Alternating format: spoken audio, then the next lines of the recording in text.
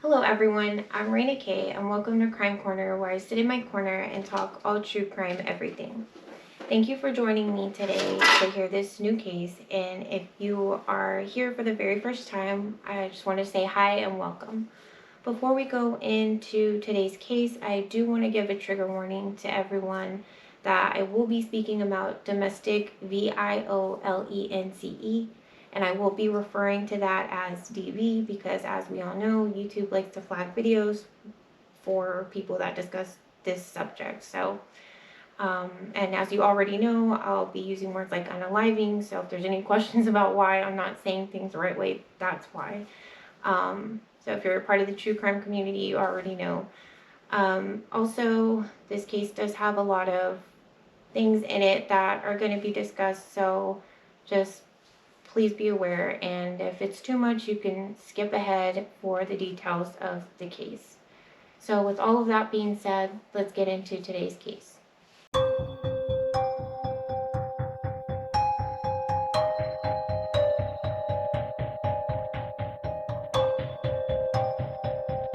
Anggy Diaz, who was 21 years old and was a daughter, sister, niece, and friend.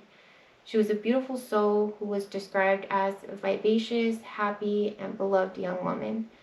From what I researched and saw on her Facebook and YouTube channel, she seemed like such a free-spirited, hilarious, and outgoing person.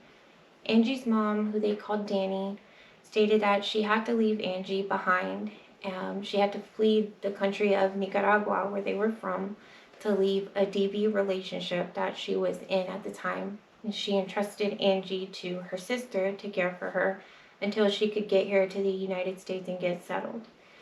Angie had just gotten here about 4 years ago to reunite with her mother and her other family who was already here.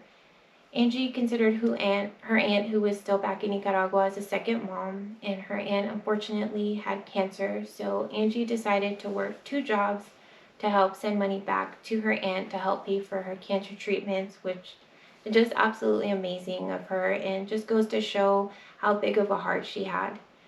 Her Facebook has several posts with nothing but positive and inspirational posts on it, as you can see here.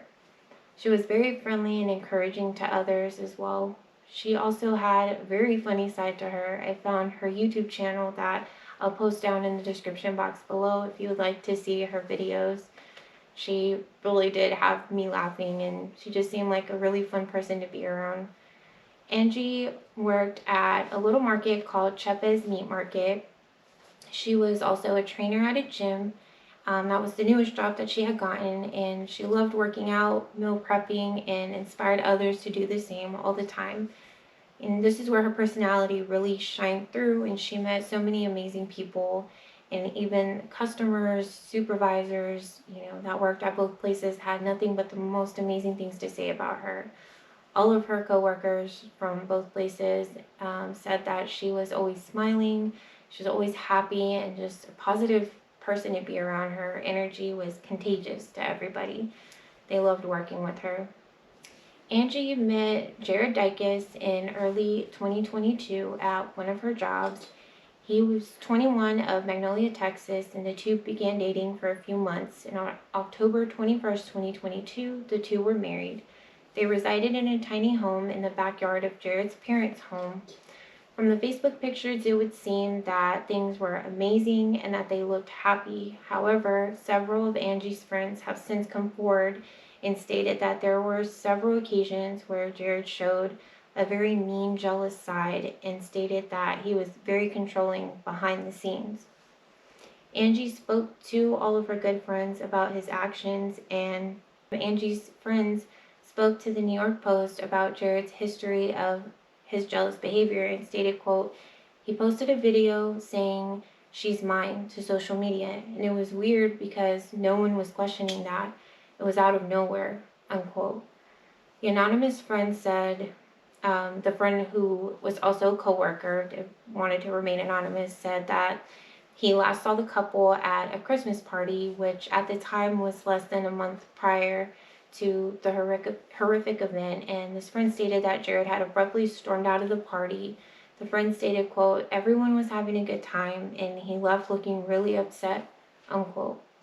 Angie's friend believes that the newlywed was dealing with DV and stated, quote, "She never said that there were any problems. Maybe she was just embarrassed to admit her relationship wasn't perfect," unquote. From later reports from the Waller County's Sheriff's Office, it turns out that apparently they had been out to their home for several domestic issue calls in the past, but nothing as severe as what they were going to run into on January 11th. According to the Waller County Sheriff's Office, deputies were called out to the home, which is located on the 200 block of Oak Hollow Boulevard, west of Magnolia, Texas, around 4:18 p.m. on Wednesday, January 11th, 2023. The call was made by Jared's parents, who told deputies that their son came inside to their home and made some type of statement prompting them to run and check Jared and Angie's home in the back. This is where they would find her body and called the cops right away. And the court document cited by Fox 26 in Houston, authorities walked into the most gruesome scene where they found Angie's body in the bedroom near the couple's bed with multiple stab wounds in her back and lying in a pool of blood.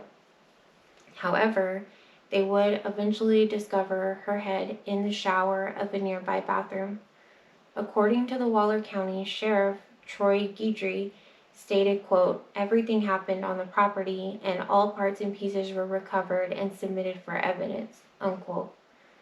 Local law enforcement believes Jared unalived Anggie around 11 p.m. the night before her remains were discovered.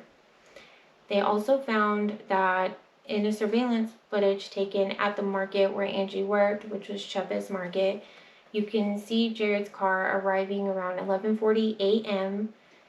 wearing a t-shirt, jeans, and he's captured on another video from inside the store.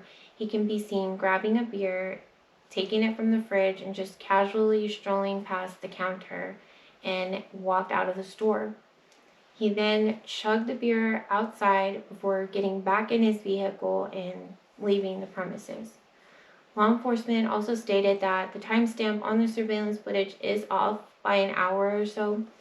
The family was also taken into custody for questioning, and they provided all of the necessary information. They complied with the sheriff's office. This is when Jared Dickus had confessed to the unaliving of his wife of less than 4 months. They said again that it was just a gruesome scene. The investigators located a knife believed to be the murder weapon, which was found at the property with Angie's severed head. Jared was taken into custody for the unaliving, and a motive still hasn't been determined. And originally, Jared's bond was set to $500,000, but District Attorney Sean Whitmore argued that the bond was not high enough, and he asked for a $1 million bond, citing the heinous nature of the crime. He also cited the defendant's violent behavior during a previous arrest on a DWI charge 2 months before his wife's unaliving. According to court records, Jared apparently threatened a Magnolia police officer and members of the Montgomery County jail staff. The defendant, and this is quoted, "The defendant continued to exhibit mood swings, violent behavior, including punching windows until he was ultimately placed in a restraint chair for the execution of a blood warrant," Whitmore said. Records showed Dickus was released on a $1,000 bond for the DWI charge, and on Tuesday, during his court hearing, he can be seen sobbing through it, and at one point, the judge had to hand him a tissue. After hearing both sides, the judge agreed that he was in fact going to raise the bond to $1 million. He also ordered a mental evaluation for Jared, and he said, quote, "That's the world we live in. It's a gruesome scene," Guidry said. "Both sides of these families will be altered by it." Now, a vigil and a memorial service was held for Anggie just days after Jared was formally charged with the unaliving.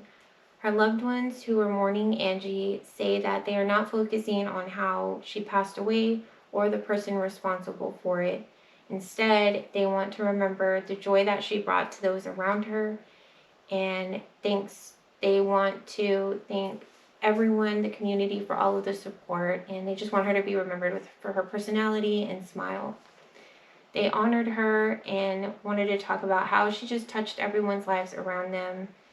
And her aunt, who also lives in the Houston area, Edith Diaz, stated, quote, "Anggy was an angel sent by God who touched everyone she met with her contagious joy and smile." She said that everyone who met her would hold a piece of them in their hearts forever, unquote. A GoFundMe was set up in hopes of being able to transport her body back to Nicaragua to lay her to rest and to allow her aunt that helped raise her, who was like a second mother to her and that Anggy was helping to pay for the cancer treatments, to allow her time to say goodbye to her beautiful niece, who she also saw as a second daughter. Her mother, who they call Dani, is absolutely devastated and stated that she still can't believe that her daughter is no longer here. And she wished that she knew things were not okay in her daughter's marriage and wishes that Anggy would have said something to her so that they could have helped sooner. Her family has stated that they are very grateful for the support that they have been receiving from Anggy's friends in the community. Again, her family believes that they will see her in the next life and that their time apart is not a goodbye. Instead, it's an "I'll see you later." Diaz's remains were able to get sent back to the country of Nicaragua, where her family was there waiting for her with open arms. Needless to say, this case is absolutely devastating and extremely sad, and please I'm sending lots of prayers and love and light to her family and friends who lost this beautiful soul who meant the entire world to them and everyone around her. She impacted so many with her kindness and positivity. Just want to say rest in peace, Anggy, and to her family. I'm so very sorry for your loss. This investigation is ongoing, and I will be doing any updates once Jared goes to court and providing you all with that once that happens. I also want to provide some resources for victims of DV or Family V. It is said that DV and Family V cases in the Houston area have increased at an alarming rate. Victims often suffer in silence because they feel scared, helpless, or ashamed. If you or someone you know is a victim of DV, here are some discreet ways that you can reach out for help. The Houston Area Women's Center has a 24-hour hotline for victims of DV. You can reach them by calling 713-528-2121 or 1-800-256-0551. There's also the Family Time Crisis Center that can be reached 24 hours a day by calling 281-446-2615. And also the National Domestic V Hotline is 1-800-799-7233. I just want to thank you all so much for taking the time to listen to this case. I know that it was a really hard one to hear, but I know that time is precious. And again, I just truly appreciate you taking time to hear me out today. I hope that you all have a wonderful week. And I will be coming back with some more cases, and I hope that you'll join me. You can please like to get this out into the algorithm, and if you subscribe and hit the notification bell anytime I post further videos, it will notify you and let you know. So I hope that you'll join me on my next case, and thank you so much. I'm hoping, lastly, to go live soon just to have some updates of the cases that I've covered so far. So once I do that and get the live thing down, I'll definitely post that in the community tab and on my other social media so you know when that's going to happen. But again, thank you all so very much.